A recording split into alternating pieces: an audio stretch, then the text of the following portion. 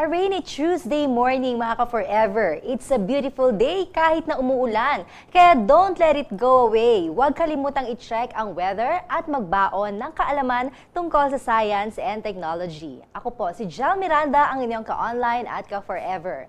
We welcome you to DOS TV, your most comprehensive real-time authority on the latest weather and science updates.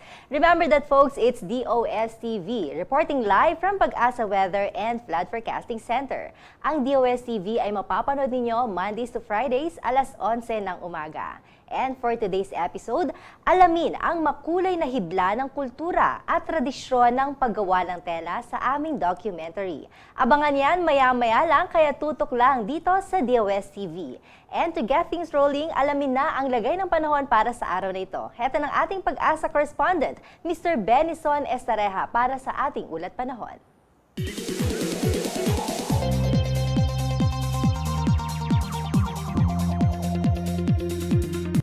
Thank you, Ms. Jel. Good morning sa iyo at good morning din sa ating mga viewers ng DOS TV. Ngayong araw po ng Martes, makakaranas pa rin ng pagulan ng ilang bahagi ng ating bansa na dulot po ng low pressure area na dating sa Auring at ng northeast monsoon or amihan.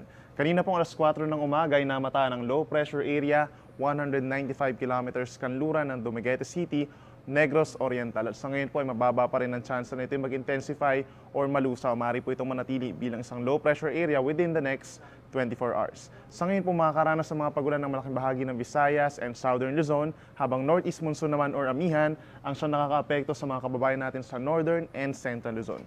Silipin muna natin ang magiging weather sa Luzon, kung saan mapapansin po natin pinakamalalakas at pinakamaulap dito sa may Bicol region. Moderate to occasionally heavy ng mga pagulan na mararanasan ng ating mga kababayan doon na posible magdulot ng flash floods or pagbaha at landslides naman or pagguho ng lupa sa mga bulubundukin na lugar. Samantala sa mga kababayan po natin sa Mimaropa at dito rin po sa may Calabarzon, makakaranas naman ng light to moderate rains and isolated thunderstorms na bahagyang epekto rin ng nasabing low pressure area.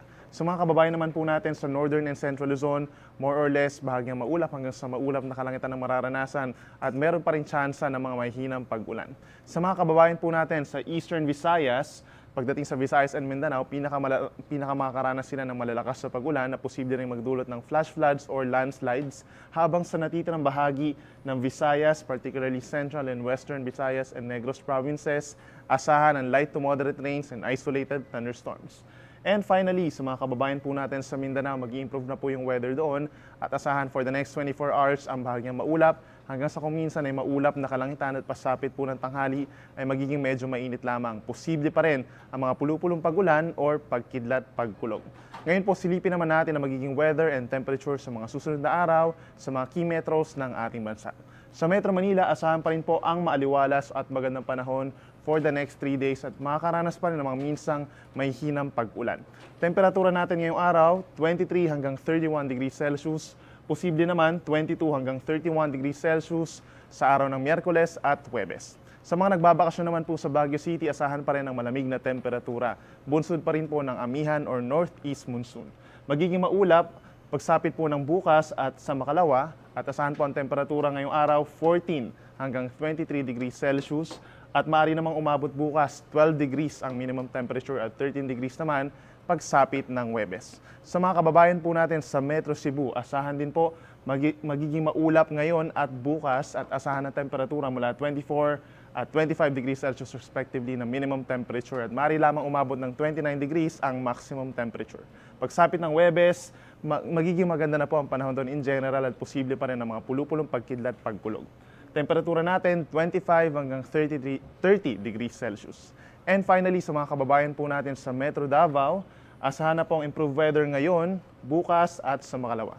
Asahan ng temperatura 24 hanggang 32 degrees Celsius simula ngayong Tuesday hanggang Thursday.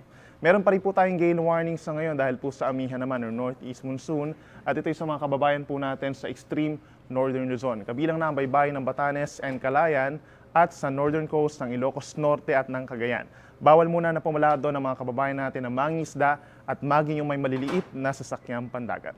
And after po ni Bagyong Auring, wala naman tayo nakikita na panibagong bagyo na maaaring pumasok sa ating bansa sa susunod na 2 araw. Silipin naman natin ang ating magiging sunset and sunrise. Si Haring Araw ay lulubog mamayang 5:43 ng hapon at muli itong sisikat bukas 6:24 ng umaga. At mula pa rin dito sa Weather Forecasting Center ng DOST Pag-asa, ako po si Benison Estareja, reporting for DOST TV.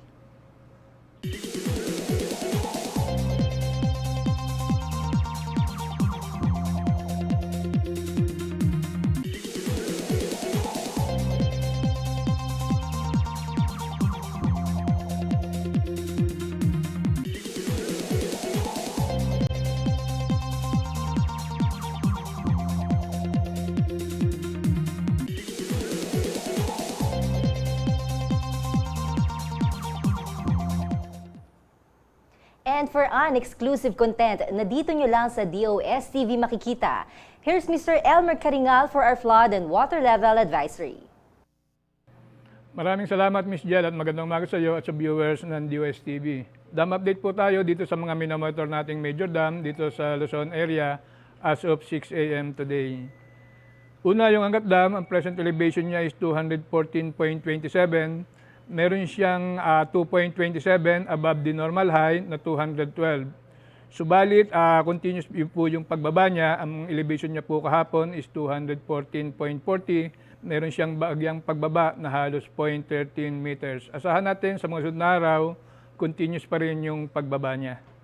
At para naman sa San Roque Dam, ang present elevation niya is 280.02.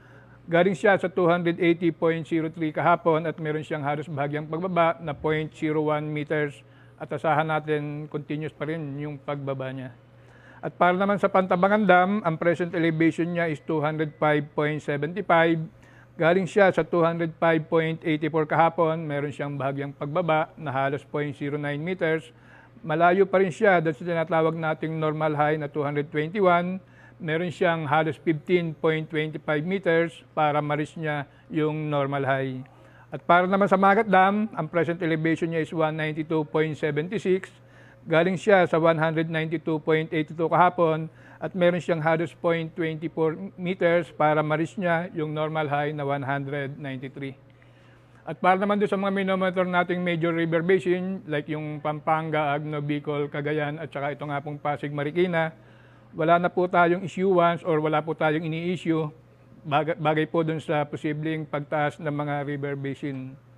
Gayun din para naman dun sa tinatawag nating flood advisory by region, meron pa po tayong issuance dito sa Region 4B, yung Mimaropa, Region 5, Bicol Region, para po sa Luzon area. At para naman po dito sa Visayas area, yung Region 6, Western Visayas, Region 7, Central Visayas, at yun pong Region 8, Eastern Visayas. Wala na po tayong warning or babala dito po sa Mindanao area. At mula dito sa flood forecasting ng Pag-asa Hydromet Division, ako si Elmer Caringal, nag-uulat. Patuloy ang pagyabong ng makulay na industriya ng textile sa bansa sa pamamagitan ng science and technology. Witness how the present meets the traditional techniques sa textile sector through DOST Philippine Textile Research Institute. Dito lang sa aming documentary.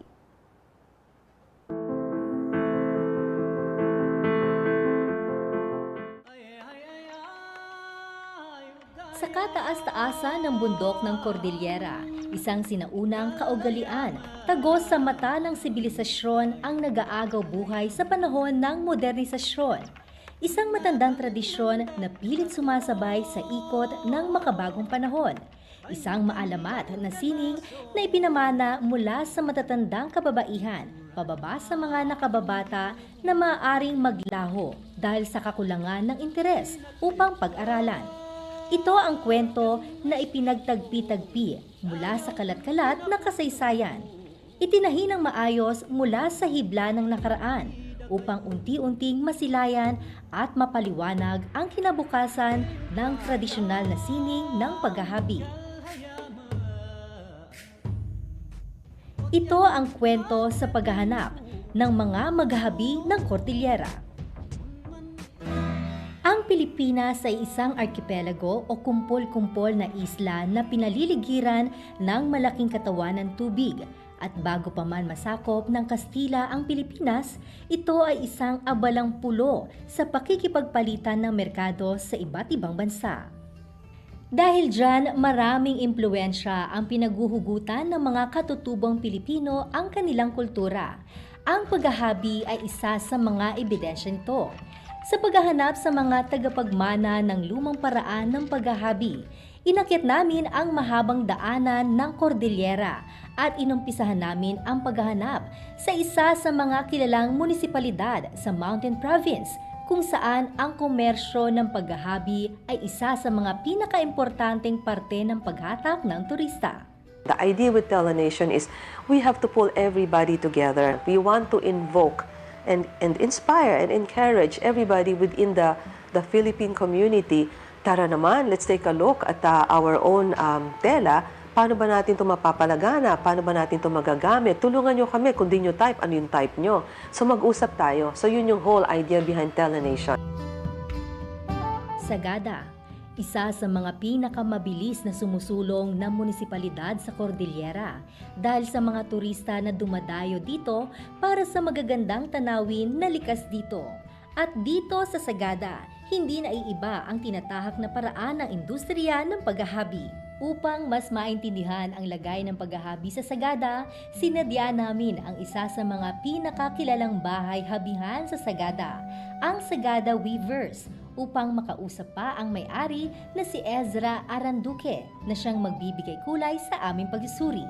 Yung weaving industry po ng Sagada actually was mainly patronized by the locals. Yung mga kapwa katutubo po namin, sila po ang nagtangkilik din sa mga produkto namin.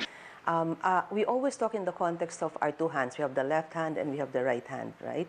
Our right hand, these are your big commercial scale millers. In the country, we have very few. Yung nasa kaliwa natin, alam mo, we have thousands of what we consider handloom weavers. Ito yung mga maghahabi na kamay ang ginagamit, no? We have thousands of them. And sa bandang huli, ito yung sinasabi namin na kailangan palakasin natin. Habang nasa Sagada Weavers, nakilala namin si Fidela Lasecan, ang pinakamatandang maghahabi sa ilalim ni Ezra Aranduque, na nagkwento ng kanyang mga karanasan bilang isang hand weaver. Gawis nan nin abuak sinatay wadanan sigurado ay yala as kasapulan sin baoy kusina yanan kasapulan namin man sin nanay day oskila ananak siya din na sangay kagawis na nin maliyak sinay nin ablaan nin abe ya siya di ubla-ubla is talon adi kaudaudanan adi kaag-agawan enunan luar naman ublaan agaw nan il lalaos ya udan painay kagas maya tayo di manlilinong. The DOST is really relentless. The Department of Science and Technology is relentless in pushing for the adoption or utilization of science and technology, especially in the grassroots. So DOST, for that matter, is looking into how we are going to improve the weaving industry in the province. Pagkatapos ng kwento ni Fidela, muli kaming bumalik sa paghahanap ng mga tagapagmana ng sinaunang paghahabi. Ngunit sa haba ng aming paggugol sa paghahanap, walang positibong resulta ang aming natagpuan. At dahil doon, muli kaming bumalik kay Ezra upang alamin kung ano nga ba ang nangyayari sa sinaunang paghahabi at sa mga tagapagmana nito. It's a dying industry. Kasi konti na lang po ang mga kabataan na interesado ng pag-aralan to. But if, and with the help of different line agencies, pwede natin i-develop to eh. Nobody has to go abroad. We know that this weaving is an age-old industry. However, for this to be sustained, we need to introduce technologies. For one, what is this? It's the design. Ang masasabi ko lamang, hindi sila na-acknowledge very significantly sa ating industriya ngayon kasi hindi nabibilang yung kanilang output. Informal members sila ng ating sektor. Kaya sa isang roadmap na tinitignan namin, ang una naming hinihingi, bigyan nyo ng pagkakataon na mabilang ang contribution nitong mga maghahabi na ito sa mga countrysides natin para masabi na talaga sila ay formal na miyembro ng ating industrial or textile industry sector. At dahil wala kami nakita sa Sagada, minabuti namin na tumulak pabalik sa Kapitolyo ng Mountain Province para magbakasakali doon ay may makapagturo ng aming hinahanap na tagapagmana ng sinuunang paghahabi ng Cordillera. Sa aming pagtahak pabalik ng bundok, dito namin napansin ang kagandahan ng kalikasan. Pero tulad ng mga ibang lugar sa Pilipinas, ay hindi makakaila na unti-unti na ring nagbabago ang mukha ng Cordillera dahil sa pilit na pag-unlad upang sumang-ayon sa makabagong panahon. Ganito rin kaya ang sinapit ng aming mga hinahanap? Ang unti-unti nilang pagkawala dahil sa tawag ng pagbabago. Ito ay mga katanungan na aming gustong maliwanagan, kaya't nagbabakasakali kami sa mismong lokal na pamahalaan ng bundok upang kausapin ang alkalde ng bayan na si Mayor Franklin Odsey. Oh, definitely we have to preserve our weaving industry. And for another, how to come out with quality woven products. Now this has already been addressed with the assistance, of course, of the local government unit and the officers of these women organizations engaged in weaving, whereby they go and scout for durable threads and also how to infuse art in these woven products. Upang mas makatulong sa aming paghahanap, sinamahan kami ng staff ni Mayor sa isang liblib na baryo sa Bontoc. Mataas at matarik na kalsada sa bundok ang aming tinawid. Nagagandahan, bagamat mapiligrong tanawin ang tumambad sa amin habang nagbiyahe. At higit kumulang ng 1 oras ay narating na namin ang maliit na baryo na kung tawagin ay Caneo. Ang isa sa mga nakausap namin na miyembro ng organisasyon na pinaliwanag kung ano ang kahulugan ng bawat disenyo at ng kanilang hinabi na produkto. Si kami at sangad siya na usarin siya ay impatawid sa akin si kami. Siya ilakot sa kanin mi, inta ilakon sa palaili, siya isokat sa spahoy, yari sa payuwin siya ilo sa tuhi, kin mais, ay kanin mi. Sa inaay, nafetsa. At iso nga ana ay kanigsaan taraw kay man, ay siya pinakakanikmatay, mang silaw ang taho. Anay kalkalasag, siya pensi igna ng taho, ng med tugtufay na mutas na, siya mangignanan si anay kalasag, ignanan, anay kanagid, anay kanawan, siya mangignanan si tufay, ay mang isara, wadi malis kabusor. Sa design naman po, may mga calculation din yan, may mga bilang din po. Kung ilang hibla, yung ano ng design na yun, kung gaano kalaki yung design na yun, may mga calculation or may mga measurement po yan. Kasi mayroong mga design na symmetrical, kailangan may symmetry, and then meron naman pong design na dito din nilalagay sa harness natin. So may draw pattern siya ng paglalagay dito sa headels or dito sa harness. And then meron mga design din po na dito sa rib naman nilalagay. And then yung mga designs ng mga eyepiece natin, yun ang tinatawag na ikat weaving. So tinatalian po siya. Meron ding mga calculation yon kung ilan dami yung ng hibla yung tatalian. Then yun po ay itutubog sa tina or sa die. Then pupunta din siya sa process ng weaving. So, ganun din po yung nangyayari sa design ng mga tibulis, yung tinalak natin. May mga calculations din po yon. So, sila, yung minana na lang po nila din yon. Yung iba naman po ay nag-aral din kung paano yung mga calculations noon. Hindi po namin sinasabi sa kanila na huwag na nilang gamitin or baliwalain na po yon. Sapagkat ang backstrap weaving po ay bahagi ng ating kultura, kaya yan po ay dapat natin na i-preserve or bigyan din natin ng kaukulang pagpapahalaga. Nakausap din namin ng masinsinan ang dalawa pa sa miyembro ng asosasyon tungkol sa buhay nila at kung ano ang paghahabi para sa kanila. Importante na tayo nakatulong sa panagbiag mi. Tayo made ngay pang supusup no made mikipordiyaan ang lalaki siya mang supusup ngayon pang kusina. Adi unay dakkel ngum at least siya namumikan na di ong-onga kami grade 6. Kasi made pa lang sa adi unay napigsan tapis bunil pa lang ang insurun no inami. Hanggang in high school na surubit balitan ni mercerize. Siya itanangan anmitan ni sa design.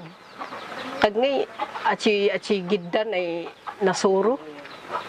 Marami kaming nakalap na impormasyon sa kahalagahan ng paghahabi sa komunidad ng Caneo. Ganun pa man, sa aming pagtatanong kung may matatagpuan kami na tagapagmana ng sinaunang paghahabi dito sa bayan na ito, wala na daw halos gumagawa noon at kung meron man ay masyado nang matanda upang ipamalas pa ito.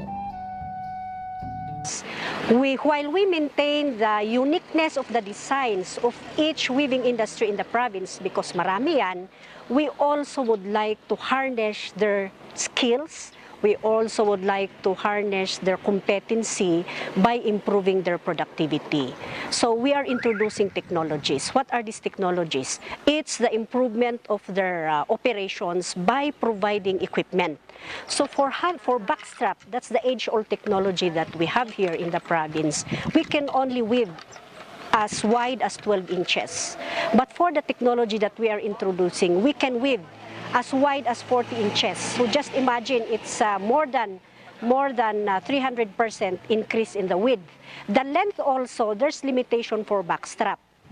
The technology we introduced to loom weaving, we can weave as long as 50 meters long. So that is efficiency as to time, and also the materials, less rejects, less cutting of the threads. That's where we could come in. And for the other interventions, we will provide trainings to enhance their designs. We maintain the designs that they have, but we must also cater, if we are to commercialize this, we have to cater to the innovative designs that the customers will be willing to buy. They might not be patronizing the uniqueness of the designs in the province, but we have to introduce new designs. And also the utilization of those woven cloth into commercial products, let's say bags and other fashion accessories.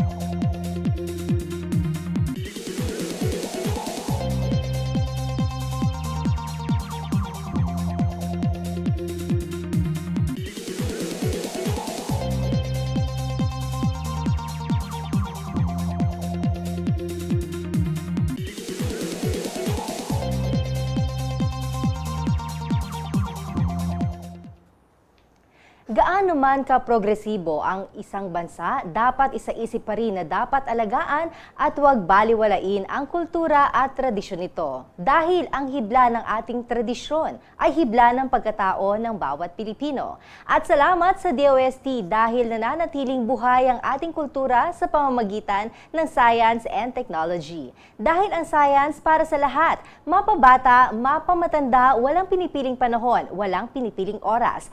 Laging tandaan yan mga ka-forever. Kami ang DOS TV, the channel that delivers science for the people. And that's it for today. Kahit anumang panahon ang dumating, babalik kami kay nood lang 11:00 ng umaga, Mondays to Fridays.